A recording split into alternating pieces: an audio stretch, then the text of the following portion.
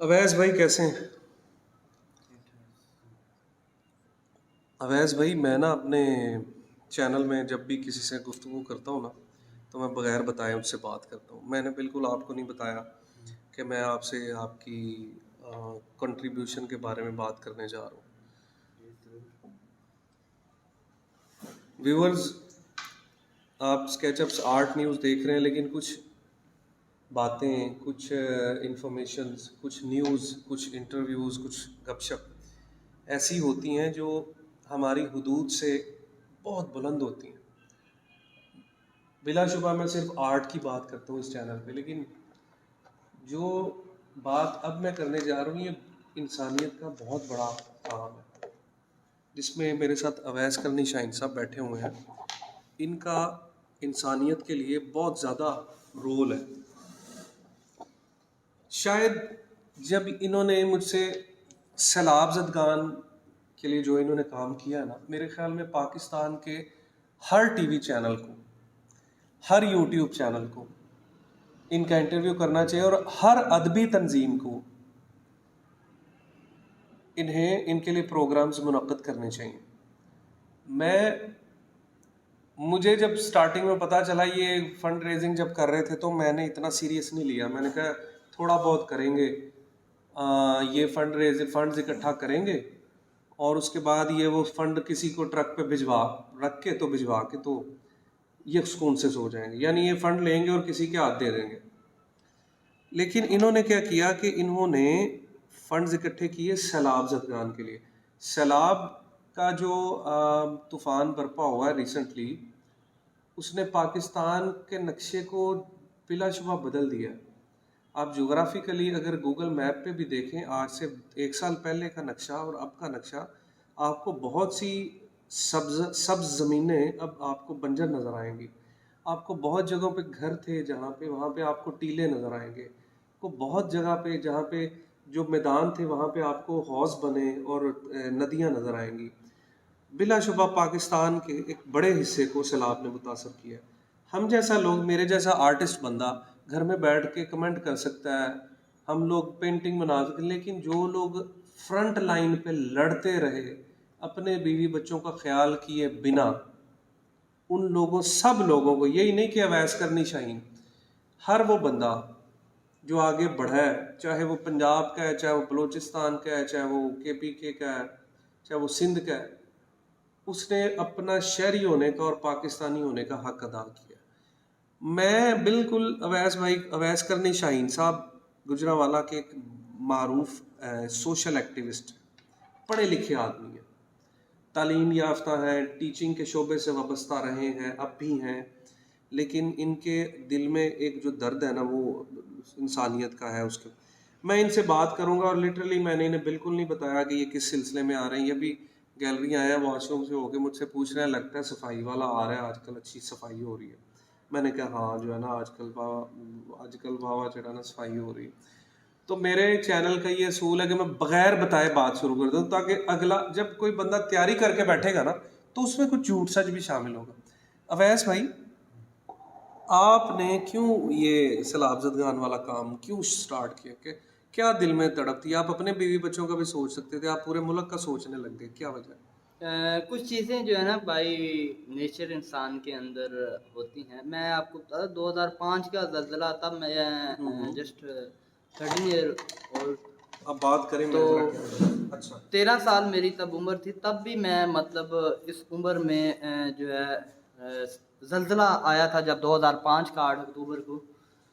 तो मैं हर चीज़ को बिलाए ताक, उस वक्त मैं स्टूडेंट था, अपनी पढ़ाई वगैरह हर चीज़ डिस्टर्ब करके मैंने मोहल्ले में ही मुहिम शुरू की ज़लज़ला ज़दगान के लिए। तो मतलब एक शुरू ही से बाई नेचर जो है ये चीज़ मेरी फितरत में पाई जाती है कि किसी दूसरे की तकलीफ़ जो है वो बर्दाश्त नहीं होती। तो उससे मैं जो बन पड़ा तो वो हमने किया है, वो सबके थोड़ी साथ। सी कहानी सुनाएं, कैसे आपने फंड रेजिंग कहाँ से शुरू की गुजरांवाला में? कितने पैसे इकट्ठे हुए, कितना राशन इकट्ठा हुआ, और किन किन इलाकों में आप गए? सबसे पहले तो हम ये कि जब सैलाब आया तो हमने, मेन स्ट्रीम मीडिया ने उस वक्त इतनी तवज्जो नहीं दी, लेकिन وہاں پہ جو دوست گئے یا جو مقامی وہاں پہ موجود پہلے سے دوست تھے، انہوں نے جب سماجی ویب سائٹس پہ مختلف ویڈیوز اور فوٹیج شیئر کی، تو تب ہمیں اندازہ ہوا کہ یہ محض ہلکا پھلکا سیلاب نہیں تھا، بلکہ اس نے بہت بڑی تباہی مچائی ہے، خصوصاً بلوچستان، جنوبی پنجاب کے کچھ علاقوں اور سندھ کے علاقوں کو بڑی بری طرح ہٹ کیا ہے. ایون KPK کے بعض علاقے بہت بری طرح ہٹ ہوئے ہیں. اور اس طریقے سے مطلب یہ کلائمیٹ چینج جو پوری دنیا میں اس وقت چل رہا ہے، اس نے اتنا ڈسٹرب کیا ہے کہ پوری دنیا میں سب سے زیادہ کلائمیٹ چینج کا پہلا نشانہ جو ہے وہ پاکستان بنا ہے. تو آپ کہہ سکتے ہیں کہ پاکستان کا جو 60% رقبہ ہے وہ پانی میں ڈوب گیا. تو ظاہر ہے اس میں لوگ بھی متاثر ہوئے، ان کے کھیت متاثر ہوئے، ان کے جانور مطلب خود لوگ بے گھر ہو گئے، ان کے گھر جو ہے پانی میں بہہ گئے ہیں، جانی نقصان ہوا ہے. اور UN جو ٹائم دے رہا ہے اس کی بحالی کا وہ 5 سال ہے. تو ہم نے جب یہ دیکھا کہ بہت بری صورتحال ہے، تو ہم نے اپنی مدد آپ کے چند دوستوں نے، جیسے آپ سے بھی بات کی اور دوستوں سے بھی کی، ہم نے فوری بات کی اور ڈسٹرکٹ گورنمنٹ کے ساتھ مل کے ہم نے 2-4 کیمپس کیے ہیں فنڈ ریزنگ کے لیے. تو فوری طور پر جو بن پڑا، ہم نے ایک جو ٹرک ہے وہ لے کے گئے ہیں سب سے پہلے شکارپور میں، سندھ میں. لیکن جب ان وہاں میں آپ کے جو ساتھی احباب تھے وہ کون کون تھے؟ سب سے پہلے تو ان کے نام ان کا بھی ذکر عثمان شفیق صاحب ہیں جو پیس کیپر کے یہاں پہ سرپرست ہیں، چیئرمین ہیں. پھر نعمان علی ہاشم ہیں، پھر اس کے ساتھ ساتھ عثمان عبد القیوم ہیں، میاں فہد ہے، اور بہت سارے لوگ ہیں. کن کن نام لے. پھر انجم شہزاد صاحب ہیں یہاں سے 1122 کے انچارج آپریشن ریسکیو گجرانوالہ ہیں. تو ان کے ساتھ مل کے ہم نے شروع کیا. ہمارا یہ تھا کہ ہم ایک دفعہ جائیں گے، دے کے واپس آ جائیں گے، لیکن وہاں پہ جا کے صورتحال دیکھی کہ وہ لوگ جو عمومی حالات میں عام طور پر بھی غربت کا شکار تھے، ڈسٹرب تھے، اور سیلاب نے ان کے مسائل کو بوسٹ یعنی وہ اپ کیا. پہلے سے غریب تھے تو اوپر سے ایک اور جو آفت قیامت آئی، برپا ہاں جی، ہوئی. تو ان کو ایسا ڈسٹرب کیا کہ ہم نے دیکھا کہ لوگوں کے پاس کھانے نہیں ہیں. ہم نے سب سے بڑا جو زیادہ کام کیا، میڈیکل کے مسائل دیکھے. وہاں پہ سہولیات نہیں تھی، ہاسپٹل نہیں تھے، ڈاکٹرز نہیں تھے، میڈیسن نہیں تھی. تو سیلاب کے بعد ملیریا کی وبا جس طرح پھوٹی ہے، پھر ہم نے اس کو دیکھتے ہوئے فوری طور پر ہم نے سوچا ہے کہ راشن اور دیگر معاملات بھی چلتے رہیں گے، لیکن فوکس جو ہے میڈیکل کو کرنا چاہیے. ہم نے نصیر آباد ڈویژن جو بلوچستان کا ہے اس کا علاقہ ڈیرہ مراد جمالی کو اپنا بیس کیمپ بنایا، اور وہاں پہ ہم نے پورے پاکستان سے دوستوں سے اپیل کر کے ہم نے میڈیسن کلیکٹ کی ہے. اور پھر مختلف دوستوں کو انوائٹ کر کے ہم نے تقریباً 2 ماہ مسلسل میڈیکل کیمپنگ کی ہے نصیر آباد ڈویژن میں. اور 50,200 کے قریب ہم نے مریضوں کو جو ہے یہ اس میں ریلیف دی ہے میڈیکل کے حوالے سے. ملیریا بہت زیادہ، پھر نیوٹریشن کے مسائل اتنے زیادہ عمومی طور پر تھے. یہ نیوٹریشن کے مسائل تو ہم جب میدان میں نکلے ہیں لوگوں کے، ہمیں تب سامنے آئے ہیں. تو وہ یہ نہیں کہ ہم ابھی تک ہمارا وہ سلسلہ رکا نہیں. ہم ابھی بھی کوشش کر رہے ہیں کہ ہم جلد سے جلد دوبارہ جو ہے فنڈ ریز کر کے کچھ وسائل جو ہیں وہ اکٹھے کر کے. صورت حال ہے اب تو اس وقت نہیں، اس وقت سر جو ابھی بھی نہیں، ابھی بھی آپ ڈیرہ اللہ یار اور دیگر علاقوں کو اگر آپ دیکھیں، جو وہاں پہ سندھ کے کچھ ایون علاقے ہیں، وہاں پہ ابھی تک پانی کھڑا ہے، اور مزید 4-5 ماہ کوئی امکان نہیں ہے کہ وہاں سے پانی اترے. فیض بھائی، گورنمنٹ کو جو باہر سے فنڈز ملتے ہیں امداد، وہ کس مد میں یہاں تک پہنچتی ہے، کس طرح پہنچتی ہے گورنمنٹ کو؟ گورنمنٹ کو تو مختلف جو ممالک ہیں انہوں نے ان کو ٹھیک ٹھاک کر ڈسٹریبیوٹ کیسے کرتی ہے؟ اداروں اپنے محکموں گورنمنٹ تو اپنے محکموں کے ذریعے کرتی ہے، لیکن جو صورتحال نظر آئی ہے ہمیں، اگر گورنمنٹ کی طرف سے کوئی سنجیدہ اقدام اٹھائے جا رہے ہوتے اور اتنی دیر تک ہم جیسے لوگوں کو فیلڈ میں رہنے کی کیا ضرورت تھی؟ اگر گورنمنٹ کام کر رہی ہوتی، ہم اپنے گھروں میں سکون سے بیٹھے ہوتے. اور اتنے بدترین حالات دیکھے ہیں کہ وہاں پہ یہ میں کچھ فوٹیز جو ہیں آپ صاحب کے ساتھ شیئر کروں گا، یہ اس ویڈیو میں لگائیں گے، کہ اتنے بدترین حالات ہیں وہاں پہ کہ ہم جس علاقے میں جاتے ہیں لوگ تڑپ رہے ہیں بخار کے ساتھ. وہ آپ کو فوٹیز ہمیں ایمرجنسی میں 4 پائیاں منگوا کے فوری طور پر ان کو جو طبی امداد جو ہمارے پاس دستیاب ذرائع یا وسائل تھے ان کے مطابق. واش روم کا وہاں پہ کیا سین ہوتا ہے سر؟ واش روم تو موسٹلی علاقوں میں جہاں پہ پانی کھڑا ہے وہاں پہ تو اوپن نہیں ہے، یعنی جہاں جہاں پانی کھڑا ہے. اور مزید جو افسوسناک اور تشویشناک بات یہ ہے کہ وہ سیلابی پانی، اس کی میں فوٹو شیئر کرتا ہوں آپ کے ساتھ، وہی لوگ وہی پانی پیتے ہیں، اسی پانی میں کھانا پینا انہیں کا. حالانکہ ہمیں سامنے اس پانی میں پڑی ہوئی جانوروں کی علائشیں نظر آ رہی ہیں جو سیلاب میں مرے ہیں.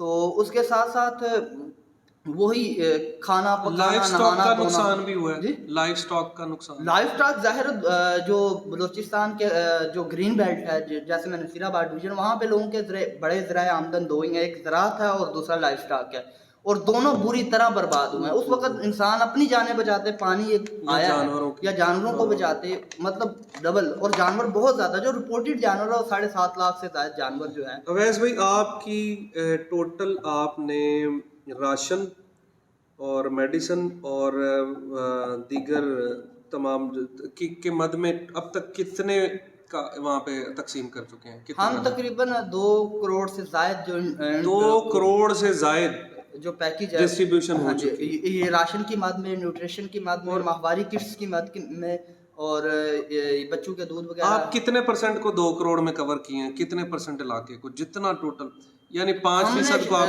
تک اس میں کیا لے کہ اس کا جو 5واں یا چھٹا حصہ جو ہے ہم نے نصیر آباد میں کیا اور شکارپور میں کیا, اور باقی سارا ہم نے نصیر آباد. اگر کتنے پیسے آپ کے پاس ہوتے تو آپ تمام متاثرہ علاقوں میں راشن پہنچا سکتے تھے؟ 20 کروڑ 30 کروڑ 50 کروڑ نہیں, وہ راشن تو پہنچانا ممکن نہیں تھا, لیکن ہم اتنا ضرور کر سکتے تھے کہ ہمارے پاس 20 سے 22 کروڑ ہو تو ہم پورا جو سیلاب افیکٹڈ ایریا ہے نا وہاں میڈیکل کی مد میں پوری آبادی جو ہے سیلاب متاثرین کی کور کر سکتے. اچھا سر, اس میں آپ یہ بتائیں, ایک تو آپ کا بہت زیادہ کنٹریبیوشن ہے, 2-2.5 کروڑ جو ہے تھوڑی رقم نہیں ہوتی, اور اس میں آپ نے کون کون سی تنظیمیں وہاں پہ آپ نے ایکٹیو دیکھی ہیں؟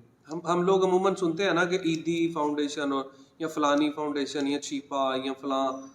وہاں جس علاقے میں آپ تھے بلا شبہ ہر کسی کی کنٹریبیوشن ہے, وہاں پہ آپ نے ایکٹیو اپنے علاوہ کسے دیکھا؟ میں نے وہاں پہ ایکٹیو جو تھوڑا بہت دیکھا جماعت اسلامی کی الخدمت فاؤنڈیشن کو دیکھا ہے, یا پھر اس کو دیکھا ہے یہ جو ہمارے گجرانوالہ سے ہی تعلق رکھتے ہیں عالمی مصطفی تحریک, اوسا محمد میں ان کا سیٹ اپ تھا اچھا خاصا, ان کو ایکٹیو دیکھا ہے. پھر اس کے ساتھ ساتھ جو زیادہ ایکٹیو WHO کو ہم نے جو WHO کے جو لوگ تھے وہ مقامی تھے یا نہیں ہوتا, ان کی جو مینجمنٹ وہ تو ظاہر ہے وہ ان کی اپنی ہوتی ہے, جو کارکنان ہیں وہ ظاہر ہے انہیں لوکل بھرتی کرنے ہوتے ہیں. پھر WHO کے ساتھ WFO جو ورلڈ فوڈ آرگنائزیشن ہے, WFP ورلڈ فوڈ پروگرام, اس کا UNO کے کچھ ہم نے ڈیلیگیشن دیکھے ہیں. لیکن اگر کہا جائے کہ سرکاری طور پر اس سے ہٹ کے جو کمیونسٹ پارٹی آف چائنا ہے انہوں نے بھی بڑا رول پلے اب کر رہے ہیں. چائنا بھی کر رہا ہے, چائنا بھی بڑا تھا, اور بھی ممالک نے بڑا کیا, لیکن جو ہماری سرکار کی وساطت سے آ رہا ہے وہ آپ کو پتا ہے. جس طرح ہمارے وزیر اعظم صاحب کا ابھی وہ لندن میں انہوں نے روکا ہوا ہے وہ. ویسے بھائی انہیں مسئلہ یہ ہے, میں جو پریشان ہوں نا, میں اللہ نہ کرے اگلے سال پھر سیلاب آ جائے.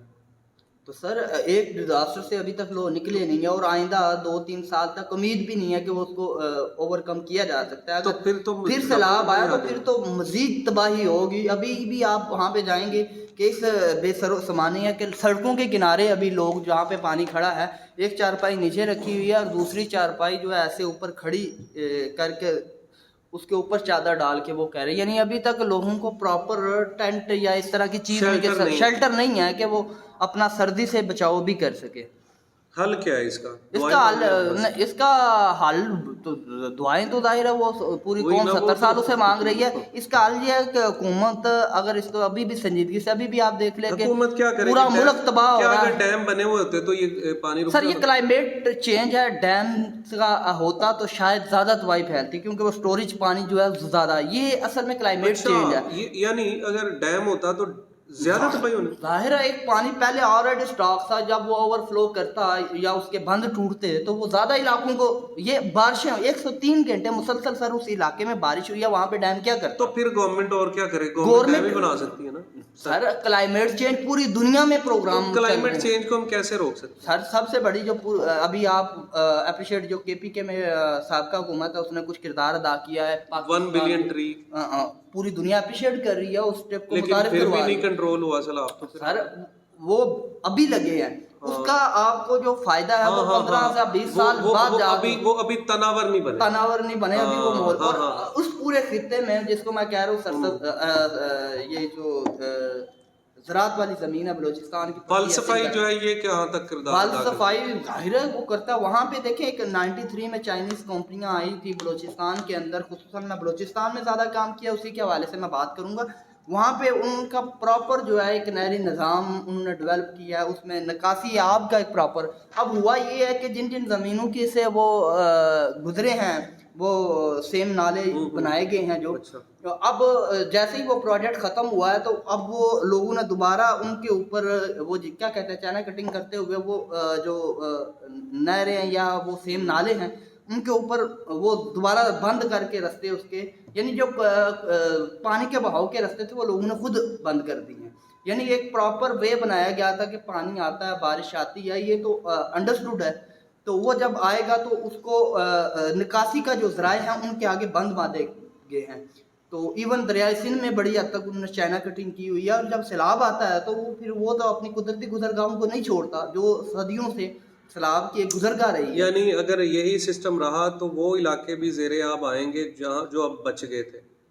مطلب سنجیدگی سے اب سب سے پہلے تو آپ نے بل صفائی کا کہا, دوسرا وہ جو برساتی گزرگاہیں ہیں جو صدیوں سے ہے, حکومت کا سب سے بڑا فرض یہ ہے کہ لوگوں کو تباہی سے بچانے کے لیے ان گزرگاہوں کو صاف کروائے اور کلیئر کروائے تاکہ پانی کی جو نکاسی ہے اس کا پراپر انتظام ہو. ابھی مطلب ہمارے شہر میں اگر یہ نہری سسٹم جو تھوڑا بہت ہے اس کا اگر نہیں کیا جاتا, بڑے پیمانے پہ بارش ہوتی ہے, جس طرح میں نے کہا 103 گھنٹے, یہاں 50 گھنٹے کیا 20 گھنٹے بھی بارش ہوتی ہے تو آپ کا یہ شہر اوور فلو کر جائے گا. جس طرح ابھی آپ نے ریسنٹلی بارش میں دیکھا ہے, یہ ہمارے سامنے یہ شریف پورہ, زید کالونی اور دیگر ایسے جو علاقے ہیں وہ زیر آب آگے ہوئے تھے, لوگوں کے گھروں میں 6-6 7-7 فٹ پانی چلا گیا ہوا تھا. یہ ابھی ریسنٹلی یہ گوجرانوالہ میں ہوا ہے. تو ایسے ہی اگر بارش تھوڑی سی مزید تیز ہوتی ہے تو یہ چیز تو ڈسٹرب کرے گی. بارش کی وجہ سے مطلب جو نکاسی آپ کے رستے آپ کے کلیئر نہیں ہوں گے تو پانی گھروں میں جائے گا, لوگوں کے گھر گرائے گا, لوگوں کو ڈسٹرب کرے گا. خیر یہ تو میری تمنا ہے, خواہش ہے کہ گورنمنٹ اس میں سنجیدگی سے پودے لگائے اور نہری نظام بہتر کرے تاکہ ہم آئندہ ہماری نسلیں بچ سکیں. لیکن وہ بھی ہمارے بہن بھائی تھے جو ڈوب گئے, بالکل ایسے ان کے بچے. اویس کرنی شاہین صاحب جب وہاں سے آئے, یہ میرے بڑے اچھے دوست ہیں, ایسا نہیں ہے کہ میں نے انہیں انٹرویو کے لیے بلایا, یہ ویسے ہم ملتے ہیں. تو اس کے علاوہ اب ریسنٹلی اقبال پروگرامز کروائے ہیں انہوں نے آرٹس کونسل ہال میں ضلعی حکومت کے زیر اہتمام, اور خود یہ کوآرڈینیشن آفیسر تھے وہاں پہ. اس کے بارے میں کوئی تفصیلی ہم گپ شپ کریں گے تھوڑی, جو کہ تھوڑی بہت تلخ بھی ہوگی باتیں, وہ آرٹ سے ریلیٹڈ ہیں. تو فی الحال آج کی ویڈیو اتنی ہے. بس ویڈیو کے اینڈ پہ میں یہی کہوں گا کہ اگر حکومتی نمائندے اس ویڈیو کو سن رہے ہیں نا تو سنجیدگی سے درخت جو ہے نا وہ لگانے بہت ضروری, نہری صفائیاں بڑی ضروری ہیں, پراپر ویز بنائے جائیں بڑے ضروری ہیں, نہیں تو ہماری آئندہ نسلیں, میں چاہتا ہوں جن علاقوں میں ہم بیٹھے ہوئے ہیں نا ایسا نہ ہو کہ یہ بھی کبھی زیر آب آ جائیں 15-20 سال بعد. 15-20 سال بعد ہمارے بچے جب بڑے ہوئے ہوں گے یا بچے ہمارے ہوں گے, وہ کیا کریں گے؟ ہم تو بچ گئے ہیں, وہ مسائل میں آ جائیں گے. تو بہت شکریہ آپ کا. میں اویس کرنی شاہین صاحب کو خراج تحسین پیش کرتا ہوں کہ انہوں نے اتنے زیادہ ٹائم گزارا ہے سیلاب زدگان کے پاس, وہاں یہ رہے, وہاں پہ ان کی اپنے گھر کو بھول کے وہاں گئے, بیمار ہو کے آ گئے. تو اس لیے ہم سب کو جذبہ رکھنا چاہیے. آپ نہیں اگر وہاں جا سکتے, اپنے تئیں جتنا جو کر سکیں یہاں بیٹھ کے, گورنمنٹ بھی کر سکے, یہاں بندہ بھی جو بھی کردار ادا کر سکے ضرور کریں. السلام علیکم.